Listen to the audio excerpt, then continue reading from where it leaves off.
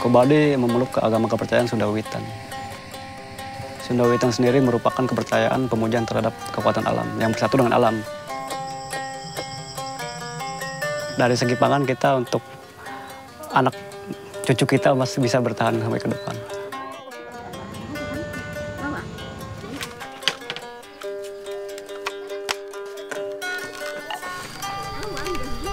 Barang-barang modern masuk itu memang tidak ada kebijakan sebetulnya.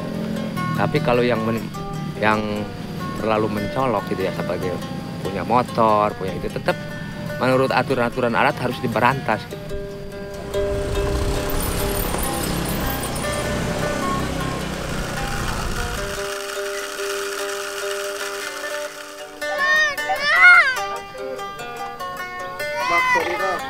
Sarena ka dito halan.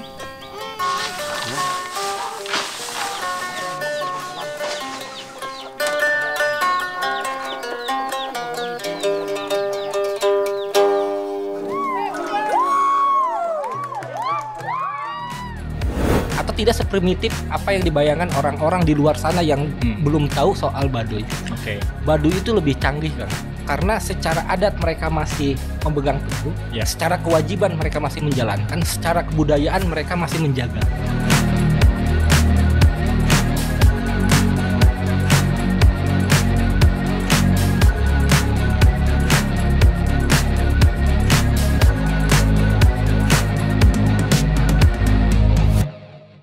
Sobat Banten News, ketemu lagi di acara podcast bantennews.co.id. Kali ini saya ditemani oleh koordinator lapangan, biasanya demo nih. Saya tuh kaget kenapa tiba-tiba Japra katanya ini dapat Eagle Award katanya. Nah ini soalnya Sobat Banten News perlu diketahui, ini teman saya satu ini biasanya ketemunya di lapangan kalau ada demo biasanya. Nah ternyata ada sisi lain dari seorang Japra. Beliau juga ternyata aktif dan berkegiatan di dunia visual ya, terutama sineas ini. Belum lama ini Banten menempati posisi ketiga ya? Ketiga untuk Eagle Award. Nah, Eagle Award ini mungkin bisa dijelasin lah ke teman-teman Banten News ini. Ini apa festival atau apa sih sebenarnya? Iya. Jadi Eagle itu namanya, kalau lembaganya Eagle Institute Indonesia sebetulnya. Okay. Nama lembaganya Eagle Institute Indonesia. Nah, Eagle itu setiap tahun mengadakan namanya EADC atau Eagle Award Documentary Competition. Oke, jadi film dokumenter ini ya. Film dokumenter. Nah, Eagle ini satu lembaga film dokumenter di Indonesia yang paling bergengsi lah. Salah satu yang paling bergengsi dan juga salah satu yang paling tua di Indonesia gitu. Jadi dan lumayan sulit sebetulnya masuk Eagle ini. Pasti. Karena dari ini kompetitornya kan banyak ya. Banyak dari seluruh Indonesia. Dari seluruh Indonesia. Tahun ini saja 2022 kemarin itu ada ratusan proposal yang masuk.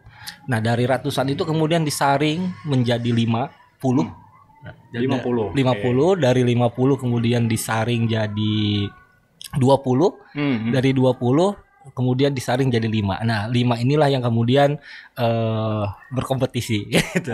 Oke, 50 jadi 5. Masuk nih ya. Masuk salah satunya, alhamdulillah. Dan Banten posisi masuk posisi ketiga ya. Bukan mengalahkan sih, maksudnya. Jadi tahun kemarin tuh ada 5 dari Indonesia itu. Iya.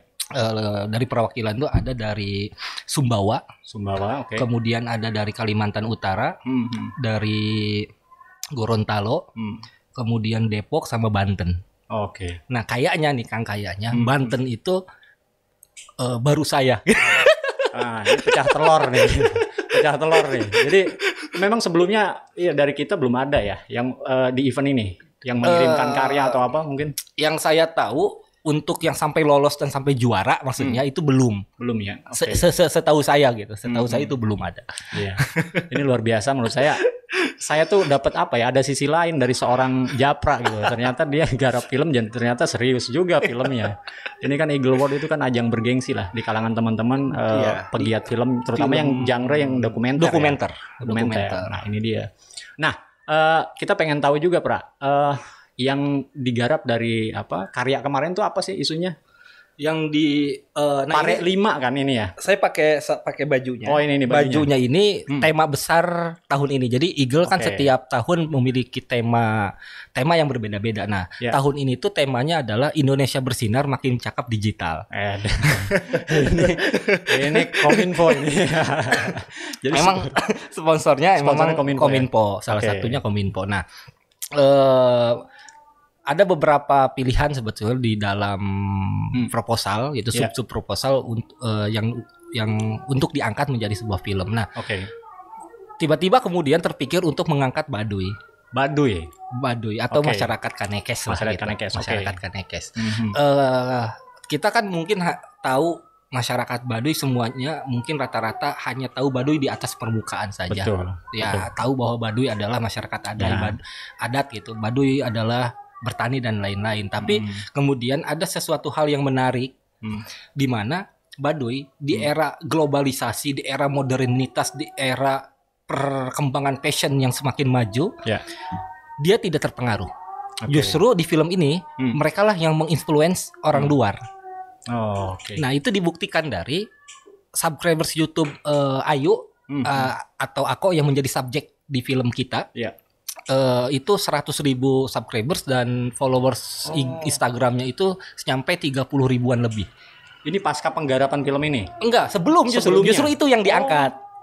Jauh berarti sebelum dia udah jadi influencer sebelum sudah jadi influencer. Oke. Kan muncul pertanyaan kenapa di era modernitas mereka tidak tergugah untuk secara penampilan mengikuti masyarakat pada umumnya atau secara pergaulan fashion gitu. Mereka tidak. Jadi yang diangkat justru adalah secara adat mereka sangat kukuh memegang, secara hukum adat, aturan adat, secara kebudayaan sangat memegang gitu.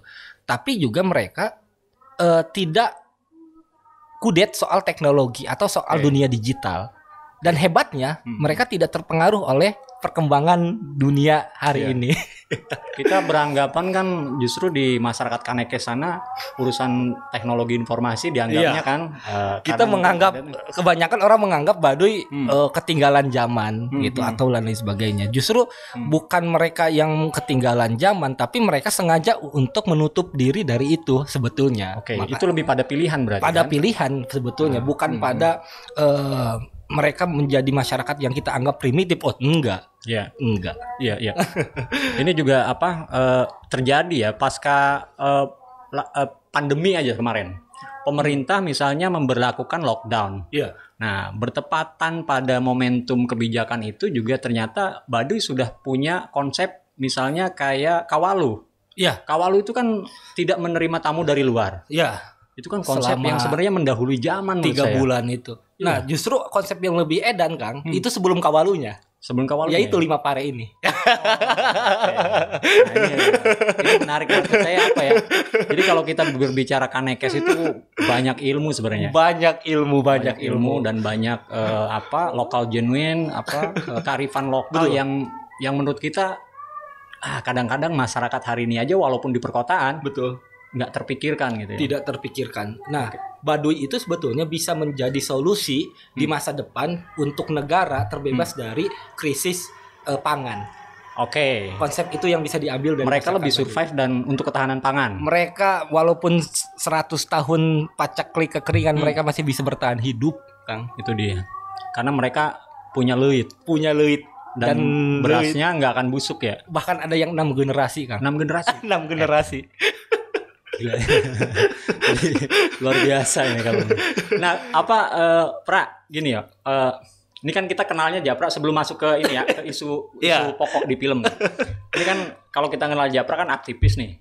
Nah, kok tiba-tiba dunia film nih gimana? Ada apa? Tapi memang ada dari dulu atau gimana? Enggak juga, Kang. Enggak juga ya? Enggak juga. Saya ngambil jurusan komunikasi. Di UIN ya? Di UIN. Komunikasi dan penyiaran Islam lagi. Iya dong. Komunikasi KPI dong. KPI. Tidak ada maksudnya tidak ada riwayat pendidikan film. Saya Ya, Terkhusus saya tidak ada riwayat film. Cuman kemudian karena saya merasa bahwa keinginan saya untuk di film tidak terpenuhi oleh kampus ataupun oleh jurusan, makanya saya mencari di luar. Oke. Nah, itu berawal ketika saya memilih ketika dulu semester 7 kan waktu-waktunya PPL tuh kerja praktek lapangan dan lain-lain. Saya memilih untuk keluar Banten Kang waktu itu. Oke. Dan saya mengajukan pada jurusan saya ingin PPL di Jakarta di salah satu PH di Jakarta namanya Warna Feature. Oh, oke. Warna Feature inilah yang menjadi batu loncatan saya masuk tertarik dan masuk dalam dunia film sebetulnya. Di Warna Feature ini kemudian saya bertemu berbagai macam orang dari lintas disiplin dalam film, baik itu bidang kamera, editing, sutradara, produser dan lain-lain. Ada satu orang yang sangat berpengaruh namanya, yang berpengaruh ke saya namanya Kang Yoyo. Dia ngomong gini, udah bikin film dokumenter aja gitu. Selama di sini, mumpung PPL di sini 3 bulan 4 bulanan lebih, kamu mending bikin film dokumenter. Wong buktinya saya aja yang dulunya jurusan karawitan sekarang bikin film dan mampu. Oh, Nah, waktu itulah kemudian saya bikin film soal konflik Sanghyang. Pulau Sanghyang gitu. Nah, disitulah kemudian di tahun-tahun berikutnya di 2000. Oh, itu ngeri-ngeri sedap itu. Iya. Sanghyangnya. Ngeri-ngeri sedap. Teman-teman wartawan paham lah. Ngeri-ngeri sedap lah gitu. Oke. Nah, setelah itu 2020-2021 ada satu istilahnya PH juga lah, taruhlah namanya PH, namanya Sinar, Sinema Rakyat. Itu ingin melanjutkan film Sanghyang ini karena sempat tertunda karena kan terbatas oleh dana dan lain. Melanjutkan produksi film Sanghyang ini dan alhamdulillah udah beres gitu.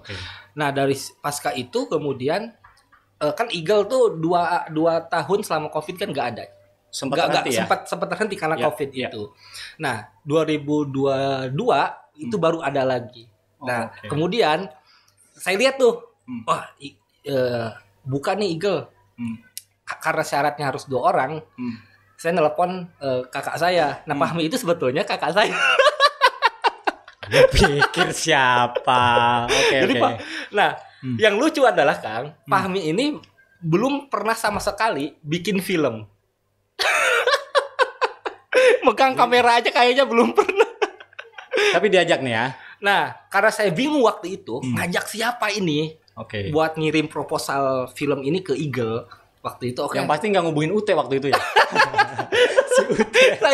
saya waktu itu bingung lah ngubungin siapa.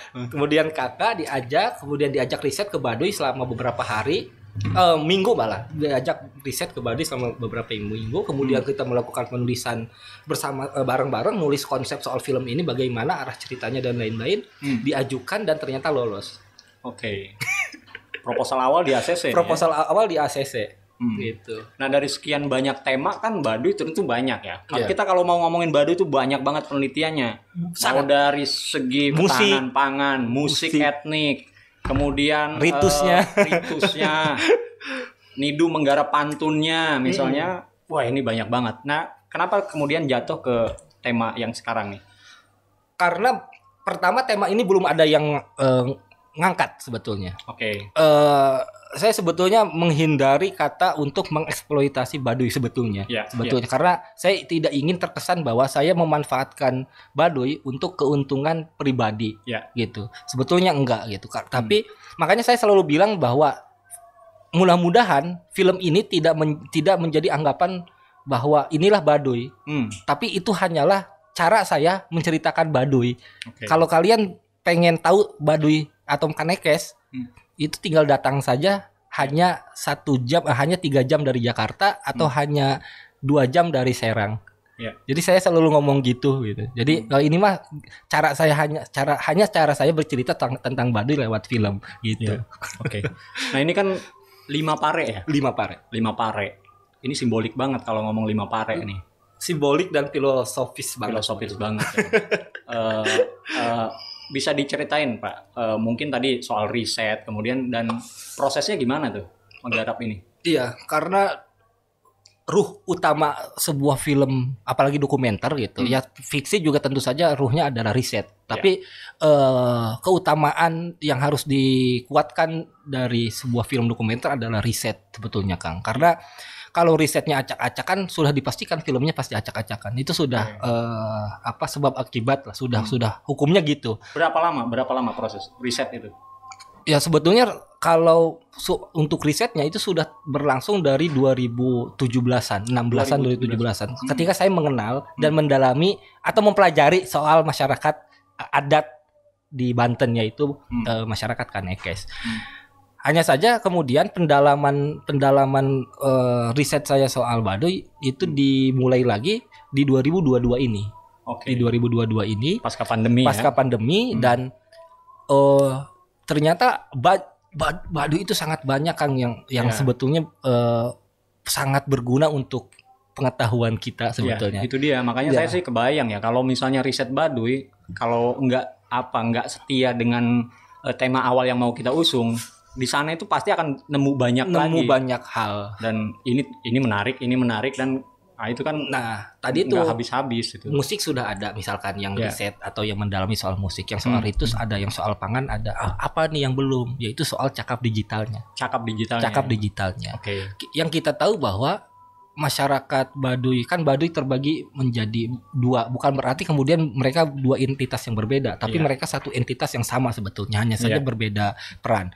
Kita tahu bahwa Baduy dalam gitu, Cikertawana, Cibio sama Cikesik adalah masyarakat yang menolak dan tidak ingin ada teknologi. Ini yang kalau kita sederhanakan Baduy dalamnya. Okay. Nah ternyata di luar itu mereka tidak sekudet apa yang dibayangkan, atau tidak seprimitif apa yang dibayangkan orang-orang di luar sana yang belum tahu soal Baduy. Baduy itu lebih canggih, Kang. Kenapa lebih canggih? Karena secara adat mereka masih memegang teguh, secara kewajiban mereka masih menjalankan, secara kebudayaan mereka masih menjaga. Gitu. Di tengah-tengah perkembangan fashion, teknologi, apalagi sekarang kan gaya pergaulan lain-lain. Itu kembali lagi kan pada pilihan sebenarnya mereka. Pada pilihan. Tapi kan itu keren, Kang. Ya, justru apa ya? Itu sebenarnya konsep pola hidup nanti kayaknya ke depan mungkin orang akan berpikir ulang tentang, soalnya berdampingan dengan alam tadi kan. Karena sekarang kita mengklaim sebagai masyarakat modern dengan perangkat yang dimiliki dan lain-lain, ternyata kan jatuh Covid aja udah kelimpungan kan. Sekarang resesi dan lain-lain kan udah kelimpungan. Bayangkan, Kang, film ini ditayangkan di Eropa. Oh, ini ditayangkan di Eropa? Enggak, maksudnya bayangkan, maksudnya suatu saat film ini mudah-mudahan bisa tayang di Eropa. Eropa sedang mengalami krisis. Atau sedang akan masuk pada dunia resesi, di mana kelaparan gara-gara konflik dan lain sebagainya. Tiba-tiba film ini muncul dan isinya kan makan terus, Kang, ini tuh. Itu mencirikan bahwa masyarakat Baduy itu sejahtera dari awal kehidupan sampai akhir kehidupan. Karena ketahanan pangannya luar biasa disiapkan. Ketahanan pangannya edan-edanan. Konsep loid, konsep huma. Konsep padi dan lain-lain. Nah, kalau bicara medsos misalnya, anak-anak muda di sana yang di luar itu aktif dengan medsos. Hampir mayoritas yang saya lihat selama di Baduy, memang anak muda Baduy memang sudah mengenal dunia digital. Sudah mengenal dunia digital dan sudah bermain media sosial sebetulnya. Gitu. Cuman yang menarik adalah dari semua anak-anak muda di Kanekes atau di Baduy yang bermain media sosial atau bermain gadget, ya itu hanya sekedar bermain sudah gitu. Hanya artinya tidak mempengaruhi kehidupan dia secara utuh.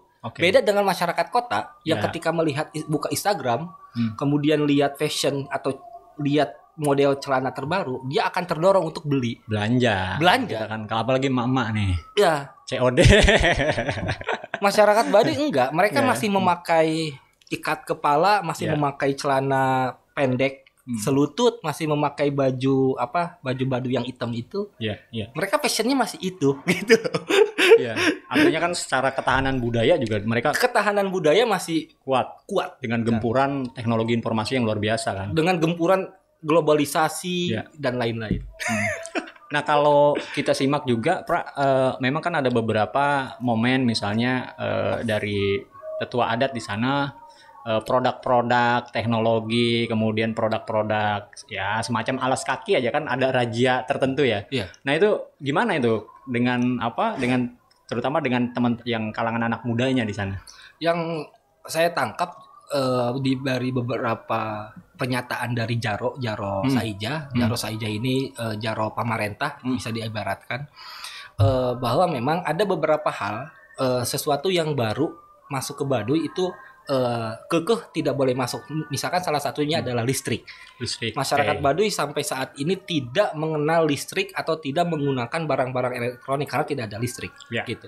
Nah, ada beberapa hal yang memang dimaklumkan, misalkan seperti HP atau telepon yang memang dimakluminya dari sisi bahwa ini penting untuk komunikasi katanya. Jadi Jaro itu sempat minta bahwa untuk HP mah agak toleransi karena ini penting gitu untuk komunikasi Jaro kepada dunia luar dan lain-lain gitu. Nah, jadi tapi memang beberapa hal seperti kepemilikan kendaraan dan lain-lain itu memang masih keras lah gitu ibaratnya yang saya tangkap selama di Bali. Soalnya ada sempat juga razia kendaraan.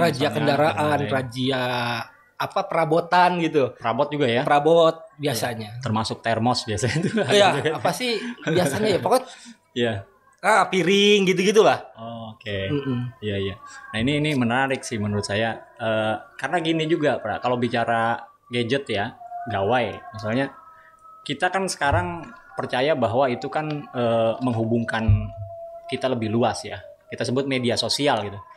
Tapi fenomena hari ini kan lucu gitu. Kadang orang di medsos bukan menjalin silaturahmi tapi bertengkar gitu kan. Oh iya. Nah, itu kan paradoks ya. Paradoks ketika ini kan ya jargonnya kan connecting people, menghubungkan satu orang dengan orang lain. Tapi kan yang terjadi kemarin misalnya jelang Pilpres orang rame ribut semua di situ. Nah, itu menarik. Nah, kalau di sana gimana? Masyarakat Baduy di film saya itu sempat masuk begini. Ada satu obrolan Ayu dengan suaminya Ako. Mereka ngobrolin soal resesi 2023. Jadi Ayu di satu scene, Ayu nanya ke Ako, ini dunia lagi resesi. Resesi apa sih? Oh, resesi mah permasalahan ekonomi. Cuman itu mah untuk dunia luar. Untuk kita mah ya segini-gininya, kita mah bertani, kita mah bercocok tanam, kita mah ngahuma, dan kita mah tidak terpengaruh oleh itu. Dan terbukti gitu. Iya. Indonesia, misalkan Indonesia waktu zaman cebong kampret, apakah masyarakat Baduy terbelah oleh itu? Enggak kan? Enggak terpengaruh ya? Enggak terpengaruh. Atau misalkan konflik Rusia Ukraina, Eropa krisis energi, apakah masyarakat Baduy terpengaruh? Enggak kan? Sekarang di Banten lagi marak-maraknya PHK nih. Baduy nggak ngaruh kan? Masyarakat Baduy karena kan nggak ada terpengaruh. Yang bekerja di sektor-sektor itu kan. Mereka bertani. Oh, bertani. Ya. Dan itu kewajiban. Dan padi tidak boleh dijual. Itu suatu larangan adat bahwa segala sesuatu selain padi bisa dijual, dan kalau padi nggak bisa. Jadi di luar padi itu bisa dijual. Misalkan kayak madu, duren, buah-buahan dan lain-lain atau kerajinan tangan itu mereka kan jualannya itu. Tapi padi mereka sangat dilarang untuk menjual. Lebih ke apa, Pak? Penghormatan ke Sang Hyang Sri atau apa sebenarnya? Karena kan padi derajatnya sangat tinggi, Kang, bagi masyarakat Sunda sebetulnya. Ya, dan Baduy kan representasi dari adat Sunda. Karena kan gini, Kang, Banten tuh kan punya 525 kasepuhan atau komunitas adat. Dan dari 525 hanya satunya entitas masyarakat adat yang masih memegang teguh ajaran secara teologis dan adat istiadat hanya Baduy. Karena secara agama mereka Sunda Wiwitan. Secara kebudayaan mereka kebudayaan Sunda, secara bahasa Sunda, secara apalagi secara ritus ritus Sunda. Betul. Nah, ini menarik menurut saya. Jadi Iya, kalau bicara Baduy pasti kompleks lah. Kompleks sekali. Urusan apa? Ritual pangan dan lain-lain ya. Nah, tapi proses ini apa? Dari event Eagle Award yang ini tuh memang sekarang isunya lokalitas atau apa? Ada tema besar nggak sih yang dari dulu pun sebetulnya temanya tema-tema di lokal, tema-tema di daerah. Setiap tahunnya pun gitu. Misalkan kayak Gorontalo yang sama yang 5 besar itu, Gorontalo ngangkat suku Bajonya. Ngangkat soal perempuan dia perempuan janda tapi kemudian melaut dan mencari ikan untuk menghidupi keluarganya. Ceritanya soal itu. Kemudian kontestan dari peserta dari Kaltara, Kalimantan Utara itu ngangkat soal suku Punan Batu. Jadi suku Punan Batu itu adalah suku di Indonesia yang masih tinggal di Goa. Dan itu berada di pedalaman Kalimantan Utara. Kemudian Sumbawa itu ngangkat isu nelayan. Depok itu ngangkat isu difabel. Dan Banten ngangkat isu soal Baduy. Iya. Ya ini menurut saya. Jadi sebenarnya kalau dalam tanda kutip dieksplorasi, kayaknya Baduy masih banyak banget yang belum terangkat dari situ ya. Sangat banyak Kang sebetulnya. Sangat banyak, dan yang kita tahu soal Baduy itu hanya permukaan kan selama ini itu. Sepakat. Jadi nggak cuma hajat seba Baduy nggak hanya gitu seba, nggak hanya tapi soal filosofi hidup, soal ajaran dan lain-lain gitu. Iya. Nah, kalau soal Pare 5 sendiri, kenapa harus Pare 5 itu? Pare itu padi kan? Pare. 5 tuh 5. 5 pare, jadi 5 padi. Jadi gimana itu? Masyarakat Baduy setiap tahun punya satu ritus atau ritual wajib namanya ngasek. Ngasek itu adalah prosesi ritus menanam padi di huma. Menanam padi di huma. Jadi padi huma itu bukan padi sawah. Ya, karena tanah darat kan ini. Tanah kering. Nah, ada beberapa hal yang bisa kita ambil. Pertama begini, kenapa huma dan kenapa tidak sawah? Jawaban yang saya terima adalah kalau sawah dia seterusnya tanah itu akan menjadi sawah dan tidak bisa dimanfaatkan untuk lahan lain. Nah, kalau huma itu bisa dimanfaatkan ketika beres huma itu untuk menanam tanaman yang lain. Jadi sejak awal pemanfaatan tanah, masyarakat Baduy sudah memikirkan konsep tanah sejak awal. Kenapa harus huma dan tidak sawah? Itu pertama. Kedua, dalam prosesi ngasek setidaknya akan ada 3 varietas padi sakral yang dianggap sakral dan wajib ditanam. Pertama ada namanya itu pare siang, pare koneng, sama pare ketan langgasari namanya. Nah, sisanya 2 lagi atau 3 lagi itu varietas umum. Nah, di setiap penanaman akan ada jeda atau jarak, gitu. Dan yang tujuannya adalah ketika ada satu varietas yang gagal panen atau kena hama, maka varietas yang lain akan aman. Artinya sejak awal penanaman pun masyarakat Baduy sudah memikirkan konsep kedaulatan atau ketahanan pangan. Sampai segitu dia. Sampai segitunya. Dan tentu saja ini kan organik ya. Iya. Dan dari prosesi ritus itu padi sangat dimuliakan. Misalkan di sana itu padi akan dimusiki kan oleh angklung atau kacapi. Tapi rata-rata memang memakainya angklung. Gimana di musik itu maksudnya gimana? Jadi malam sebelum besok terjadi penanaman, padi akan dimantrai dan dimainkan angklung sampai pagi, sampai subuh. Dari jam 9 sampai subuh, angklung terus main. Sebelum proses penanaman ini? Kan penanaman itu paginya. Nah, malamnya dari jam 9 sampai subuh itu angklung terus main. Nah, si padi ini dia tidak boleh dibawa ke leit. Ke huma itu dengan kendaraan, pasti akan dibawa dengan jalan kaki, dan itu dibawa oleh perempuan. Dibawa istilahnya ratu, dibawa oleh perempuan jalan ke huma, gitu. Dan itu juga salah satu bentuk penghormatan masyarakat Sunda atau Sunda kepada perempuan kan sebetulnya, gitu. Karena perempuan dilibatkan dalam satu prosesi penting, ritus penting bagi masyarakat Sunda, yaitu ngasek, gitu.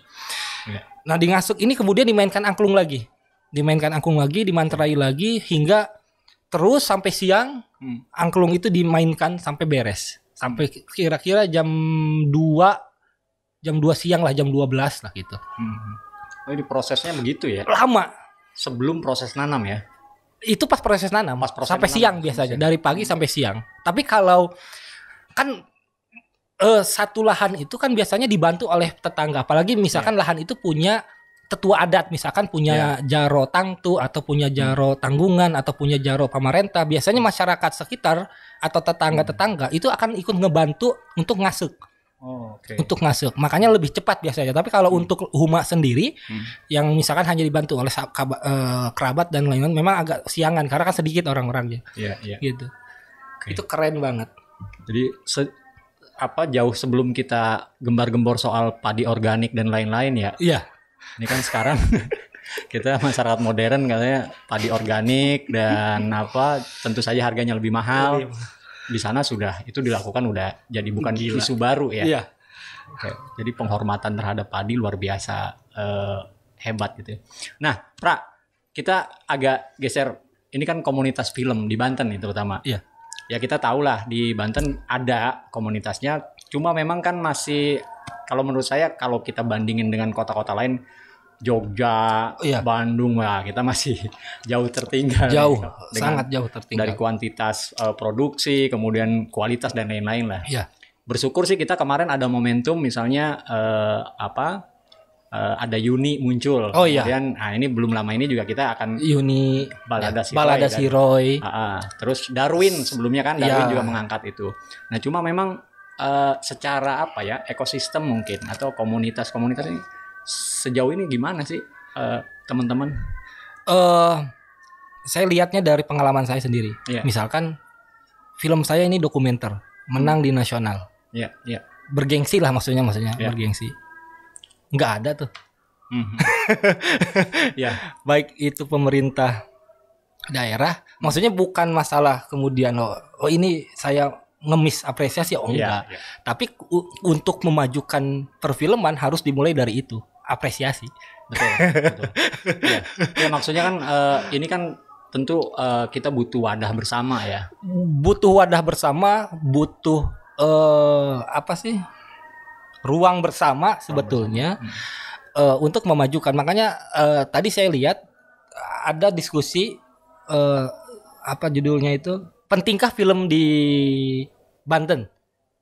Diskusinya diskusi film Balada Siroy. Cuman di situ salah satu rangkaian ada satu rangkaian diskusi gitu. Judul diskusinya itu, pentingkah film di Banten? Pengisinya itu salah satunya Mas Gong, Darwin, kemudian ada Kabid Kebudayaan Provinsi, kemudian ada perwakilan dari anak muda, kemudian juga ada perwakilan dari IMM kalau nggak salah tuh, gitu. Iya. Nah ini kan sebenarnya ini bisa jadi langkah awal atau gimana lah, saya nggak ngerti gitu. Langkah awal untuk ada wadah bersama tadi supaya perfilman di Banten maju. Gitu. Karena kita bicara misalnya masa lalu Banten juga kan banyak tokoh-tokoh film nasional justru kan dari Banten kan. Ini perlu juga ada seorang semacam Teguh Karya yang Teguh Karya ini kan orang Banten juga sebenarnya kan. Nah tapi maksud saya regenerasi ini supaya nggak berhenti. Regenerasi supaya misalkan filmmaker itu nggak itu aja, maksudnya melahirkan sineas atau filmmaker baru atau filmmaker muda yang memang mereka ingin memajukan film Banten. Gitu, film Banten ingin memajukan adat istiadat kebudayaan yang ada di Banten lewat film gitu. Ya film kan salah satu wahana propaganda, kan salah satu fungsi film sebetulnya, apalagi dokumenter. Itu terasa banget ya. Terasa banget. Ya, salah satu tujuan dokumenter ya propagandis kan. Ini nanti kalau di Banten, karena memang nggak tahu ya, kita kemarin tuh Eagle Award yang kemarin itu karena mungkin momentumnya di akhir tahun ya. Di kita memang nggak terlalu banyak diperbincangkan gitu Pak. Ada rencana nggak misalnya diputar di mana untuk diskusi gitu? Dari 5 peserta cuman dari Banten yang belum di roadshow.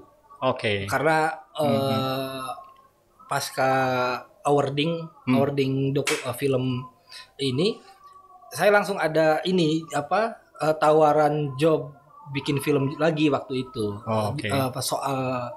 Soal Debus Banten.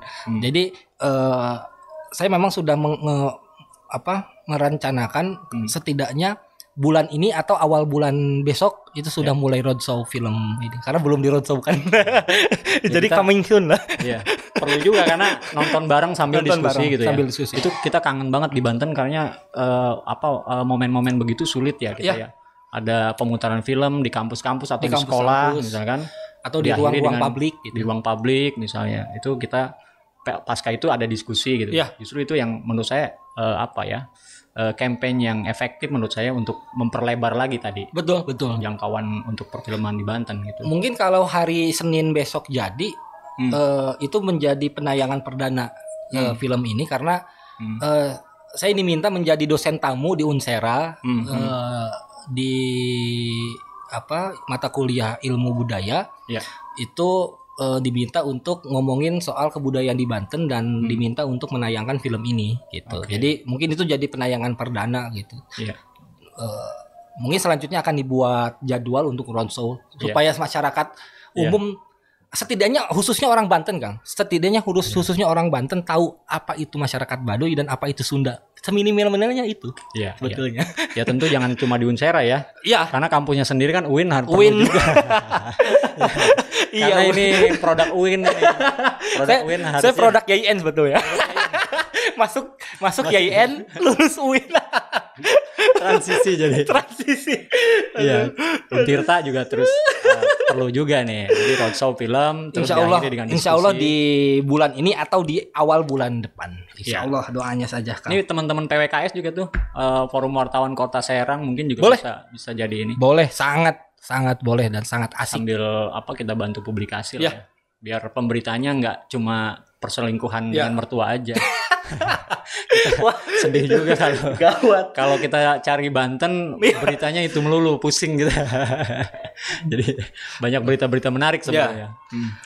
Karena untuk ini juga Kang untuk menyongsong 2030. Ya. Karena 2030 itu konon katanya 2030 ini Banten akan mengalami bonus demografi. Konon katanya begitu. Ya. Dan bonus demografi ini juga suatu keuntungan juga atau suatu musibah. Karena keuntungannya apa? Keuntungannya karena angka produktivitas usia produk kan lebih banyak dari usia yang non produktif. Tapi kalau dari sekarang masih gini-gini aja, ya udah berarti sama aja. Bonus demografi ya berarti bonus untuk hanya sekedar bonus untuk perusahaan, untuk pabrik, karena akan mendapatkan tenaga-tenaga yang malah pabriknya geser dari Banten. Oh iya benar. Dan kita itu gimana ya? Jadi indeks kebahagiaannya juga kan masyarakat Banten kurang bahagia. Mudah-mudahan dengan campaign dan banyak produksi film dari teman-teman movie maker ini juga bisa meningkatkan tadi soal indeks kebahagiaan tadi. Iya, jangan sampai yang ini Banten kan anak mudanya galau terus kan Pak, bahaya ini. Provinsi paling tidak bahagia. Nah, kita itu harus membuktikan bahwa Banten sebetulnya sangat bahagia gitu dan sangat sejahtera. Okay. Itu mah hanya isu yang dibuat-buat. Oke, Pra, soal ini nih, ini kan jenisnya kan dokumenter ya, tentu beda dengan film-film yang fiksi atau itu ya. Yeah. Nah, gimana caranya? Karena kan ini kita tahu kalau dokumenter kan tadi yang disebutkan bahwa aktornya kita direct langsung dibayar, dan kalau dokumenter kan harus ada pendekatan khusus. Gimana, Pra? Ya sebetulnya sama saja antara fiksi dan dokumenter. Ada yang full direct, ada yang secara alami. Itu ada yang misalkan observasional, ada yang partisipatory dan lain-lain. Ada berbagai jenis, setidaknya ada 9 atau berapalah gitu jenis film dokumenter. Tapi yang jelas bahwa yang membedakan dokumenter dengan film fiksi, misalkan film dokumenter dan film fiksi, tentu saja dari hal riset gitu. Seberapa kuat kemudian kita mengolah mengolah hasil riset gitu. Makanya di dokumenter tuh pasti ada di kredit titelnya pasti ada researcher gitu. Pasti ada itu. Di setiap dokumenter pasti ada researcher gitu. Orang khusus yang menangani riset. Yang menangani riset. Entah itu kemudian si sutradaranya sendiri yang melakukan riset atau memang ada researcher khusus yang akan kemudian meriset dan kemudian merangkai menjadi treatment dan sampai pada menjadi sebuah film gitu. Cuman yang jelas bahwa misalkan kayak di fiksi kan si aktor jelas dia dibayar dan harus main secara profesional dan bagus gitu. Kalau di dokumenter kan enggak. Karena kita kan akan menggali data, akan menggali cerita, akan menggali sesuatu yang kita harus dapatkan dari si subjek gitu. Makanya menjaga komunikasi, menjaga kedekatan, keakraban sebetulnya dengan subjek itu sangat penting di dalam dokumenter gitu. Dan di dalam dokumenter bagi saya kan dokumenter itu adalah segala sesuatu yang tidak bisa diada-adakan. Dokumenter itu nggak bisa diada-ada. Beda dengan fiksi. Fiksi ya namanya fiksi kan pasti ada misalkan soal film-film Hollywood gitu atau film-film di kita soal percintaan dan lain-lain atau film-film atau film-film Indosiar gitu yang jenajah dicor dan lain-lain. Nah, dalam dokumenter kita tidak bisa menghadirkan sesuatu yang tidak pernah dilakukan oleh subjek. Artinya dibiarkan apa adanya. Apa adanya. Kalau si subjek itu setiap harinya mulung, maka ya udah mulung sesuai dengan dunia yang keseharian dia. Dan misalkan dia profesinya mulung, dia tidak ada kebiasaan misalkan ke warnet, tiba-tiba ada scene dia harus ke warnet kan nggak bisa. Contohnya itu misalkan logika ceritanya tidak ketemu di situ. Nggak ketemu gitu. Atau misalkan di dokumenter begini, segala sesuatu, misalkan dia biasanya melakukan hal ini. Tiba-tiba pada hari syuting dia tidak melakukan hal ini, tapi kita minta untuk melakukan hal tersebut itu sah. Karena memang dia melakukan itu biasanya, hanya saja kita direct untuk melakukannya di sekarang gitu. Tapi kan tidak kemudian mengada-ada tadi kan? Tidak mengada-ada. Kalau mengada-ada berarti jatuhnya bukan dokumenter dong gitu. Nah tentu ini juga kan proses ya, karena meyakinkan subjek tadi supaya muncul aslinya gitu kan. Itu prosesnya lama nggak ketika menggarap ini?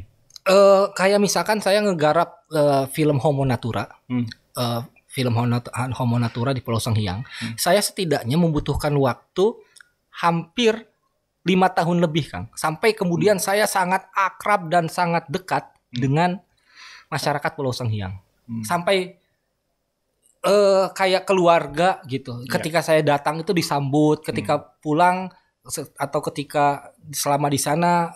Makan bareng dan lain-lain, mancing bareng dan lain-lain, itu kan suatu hal yang sebetulnya harus dijaga oleh si pembuat film dokumenter gitu. Artinya kita berbaur di situ. Berbaur kan, harus berbaur. Nah di Pare 5 ini berapa lama proses berbaurnya? Tentu saja dari 2017-an itu saya sudah mulai ke Baduy dan kemudian melakukan berbagai macam pendekatan dari segala dengan segala orang, baik itu tokoh adatnya, pemudanya, pengrajinnya, pemain musiknya dan lain-lain, atau perangkat adatnya gitu. Ini kan jenis film yang nggak bisa instan tentu saja. Yang nggak bisa instan. Ada memang dokumenter yang begini, Kang, sifatnya dia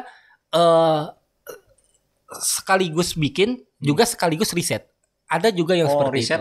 Risetnya bareng bersamaan dengan pembuatan. Ada yang seperti itu. Ada yang memang misalkan dia riset dulu, baru diolah hasil risetnya menjadi treatment, baru syuting. Ada yang seperti itu. Nah yang ini? Kalau yang ini riset dulu baru syuting. Artinya kan waktunya juga. Waktunya ada waktu untuk kita melakukan riset. Karena salah satu kenapa film ini bisa lolos karena kekuatan risetnya sangat kuat. Gitu. Nggak tahu ya, karena kenapa mungkin alasan proposal lain tidak lolos, nggak tahu, atau mungkin salah satunya karena kekuatan risetnya lemah gitu.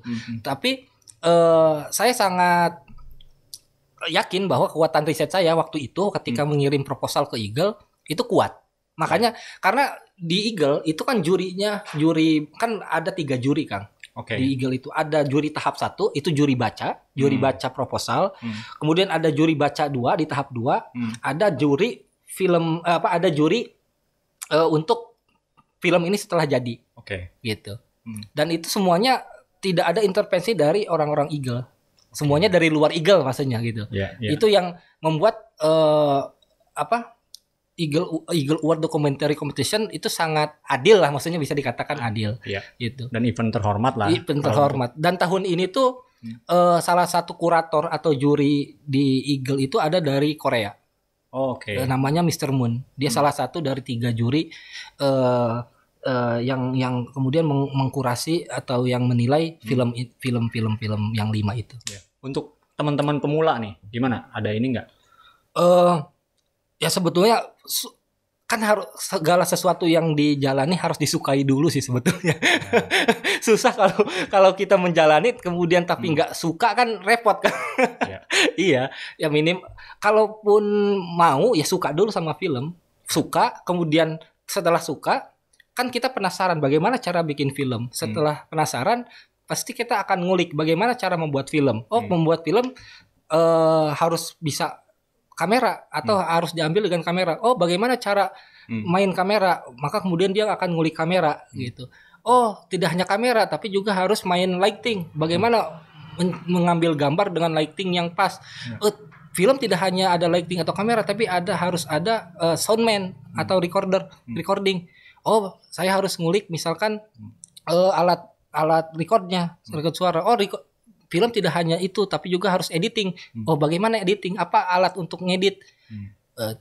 Editing tidak cukup, harus ada grading. Bagaimana cara grading dan lain-lain. Kan ya kompleks sebetulnya. Walaupun misalkan baik di fiksi atau di dokumenter ada spesialisnya. Gitu. Ada spesialis misalkan soundman, ada spesialis lighting, ada spesialis kameramen, ada spesialis director, ada spesialis produser gitu. Cuman yang membedakan dengan fiksi adalah ini Kang. Kalau di dokumenter kita bisa saling backup. Misalkan gini, director bisa membackup kameramen ketika ada satu kendala, misalkan di backup dulu lah pengambilan gambar, atau misalkan lighting bisa di backup oleh si soundman. Dia bisa saling backup. Nah, kalau di fiksi yang saya tahu semuanya sudah punya porsi masing-masing yang tidak bisa diganggu gitu. Jadi divisi kamera ya udah ngomongin kamera, tidak boleh ngomongin atau ngurusin divisi soundman atau recording. Atau misalkan divisi lighting tidak bisa mainin intervensi ini gitu. Jadi semuanya, nah itu yang saya tahu bahwa di dokumenter itu semua elemen saling backup gitu. Makanya itu yang membuat enak. Dan ya dokumenter kan tidak perlu banyak orang sebetulnya Kang. Beda dengan fiksi yang harus melibatkan setidaknya puluhan orang, atau misalkan kalau iklan tuh mah harus setidaknya 80 orang. Nah, kalau di dokumenter kan 3 sampai 5 orang itu cukup. Jadi relatif lebih terlalu banyak melibatkan pihak-pihak tertentu ya. Nah, kalau yang mau nonton nih teman-teman Banten News juga mungkin penasaran ya, Pare 5 di mana nontonnya? Iya sih. Kemarin saya cek di YouTube hanya trailernya aja. Jadi yang versi utuhnya kita nggak ada nih. Gimana tuh? Kemarin premier itu di Metro TV, kemudian setelah itu di awarding juga di Amerika. Terakhir film ini ditayangkan di Cinema Feature di tempatnya Mas Angga Dwi Sasongko. Terus insya Allah tadi yang saya katakan akan dironsaukan di Banten di bulan ini atau di awal bulan besok. Insya Allah doanya saja. Nanti jadwal menyusul dan akan diinformasikan oleh Banten News. Jadi nanti bisa komen nanti kalau ada sekolah-sekolah yang mau didatangi sekalian ada workshop film lah sedikit ya. Bisa komen nanti bisa komen nanti tim mungkin datengin lah nanti untuk berbagi ilmu ya.